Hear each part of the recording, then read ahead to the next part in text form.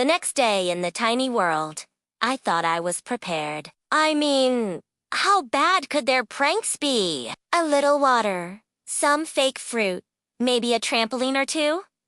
But I was wrong. Very, very wrong. Because this wasn't just pranks anymore. It was war. I woke up in the morning to find my shoes glued to the floor. The moment I pulled them free, boom, tiny fireworks went off, covering me in glitter. The entire street of tiny people cheered like they'd just won a championship. As I tried to escape, I ran into the bakery. Bad idea. The bread was actually balloons filled with flour. The baker handed me a loaf, and before I could bite, a white cloud exploded in my face, and the entire bakery laughed until their hats fell off. But the madness didn't stop there. The king himself had declared it.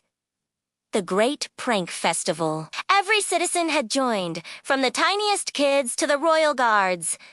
And their final goal, to prank me harder than anyone had ever been pranked before. They built entire machines for it, catapults that launched pies instead of rocks. Tiny carts rigged with soap wheels so I slipped every 5 steps. One even trained a frog to croak my name and then spit water in my face.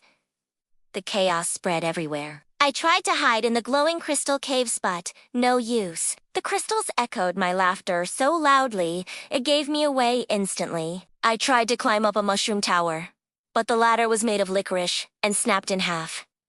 And then came the grand finale. The prank to end all pranks. I entered the town square, completely exhausted, covered in flour, glitter, and pie cream. Everyone had gone silent. Not a single giggle.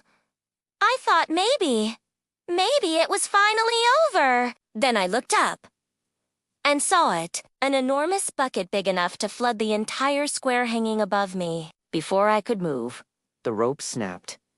And in one instant, I was drenched from head to toe. But it wasn't just water. It was rainbow slime. Sticky, glowing, impossible to clean.